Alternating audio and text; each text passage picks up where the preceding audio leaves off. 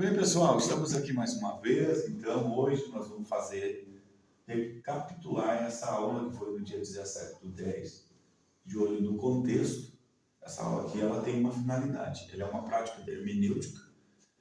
Quando o contexto não está na perícope. O que é perícope?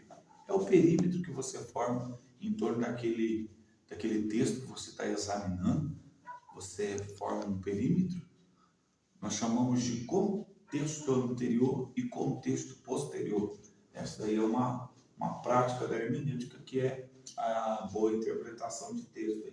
Sem falar de exegese, sem falar de outra coisa. Só quando o contexto ele não está ali do lado do texto que você está examinando. Então aqui a gente usou alguns exemplos para deixar bem claro para os irmãos aí que estão estudando.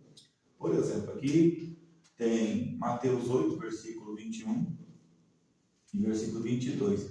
A gente colocou uma questão aqui. Se Jesus não permitiu o filho sepultar o pai, na verdade que o contexto dessa fala nós vamos encontrar lá em Eclesiastes, no capítulo 6, no versículo 3. Ele tinha como princípio sepultar o pai. Se o homem nascesse e não tivesse um sepultamento, um aborto seria muito melhor. Então, com base nesse texto, ele diz: olha, eu quero te seguir, mas meu pai ainda não morreu. Se o senhor permitir, a hora que meu pai morrer, então eu prometo te seguir, eu quero te seguir. Então Jesus fala para ele: não, deixe que os mortos sepultem seus mortos. Por quê? O contexto dessa fala não está do lado da conversa ali. Por isso a gente trouxe o seguinte tema.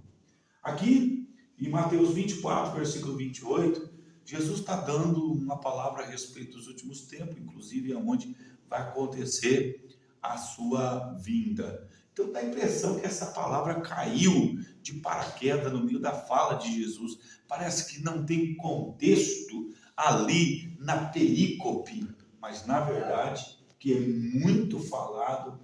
Esse texto aqui de Mateus 24, 28, ele é conhecidíssimo em Ezequiel 39, a partir do versículo 17, como Apocalipse 19, 17 também. Mateus 24, 29, antes ou depois. Esse é um assunto muito discutido aí na escatologia. É pré-tribulacionista, é pós-tribulacionista, é medo. Então, aqui está um contexto que você pode examinar. Mateus 24, 29, nós vamos encontrar, esse antes ou depois em uma fala de Daniel no capítulo 12. Isso aqui é só um tipo de quando o contexto não está ali perto. Jesus disse assim, quem lê Daniel que entenda. Aqui em relação a esse que lê Daniel que entenda, também tem a destruição de Jerusalém. Jesus está falando, dá até a impressão que Jesus está profetizando ali. Aí Jesus disse: olha, vocês precisam fazer a soma lá de Daniel 9. Se vocês souberem, vocês vão ver que a destruição está próxima. É isso que Jesus quis dizer também. Então aqui, Apocalipse 14, 20, nós encontramos uma fala a respeito do lagar. O lagar está cheio. Olha, chegou a época da colheita. Então lá em Joel 3, a partir do versículo 3, você vai encontrar a mesma fala da revelação.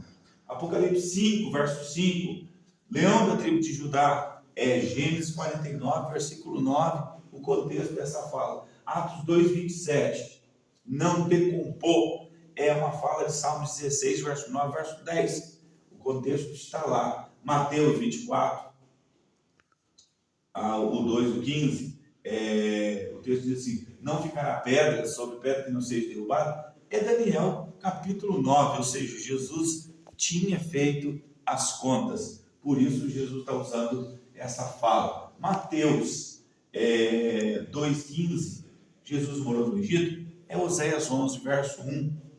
Os judeus não falam muito sobre esse verso. Mas então, eles vão ter que providenciar um Messias lá para morar no Egito. Então, aqui o nosso Messias, ele morou no Egito conforme nos ensina as Escrituras. Atos, capítulo 2, verso 13 e 15. Esses homens estão bêbados, cheios de mosto. O contexto, ele diz que é Joel 2, 28, inclusive a pregação de Pedro. João 1,36, Cordeiro de Deus. Nós sabemos que Êxodo capítulo 12 e Gênesis capítulo 22, versículo 7, nós vamos encontrar Jesus sendo apontado como o Cordeiro de Deus da provisão divina. Atos 1:20, né? Fique deserta a sua casa. Salmo 69, versículo 25, fala a respeito disso. E Atos 8:27, qual é o contexto, né, desse etíope? É o Salmo 68, versículo 31, que diz que cedo a Etiópia estenderia as mãos para o Senhor. Então aqui é quando o contexto não está do lado do texto que você está lendo. Aí essa dica, Deus abençoe, em nome de Jesus. Até já.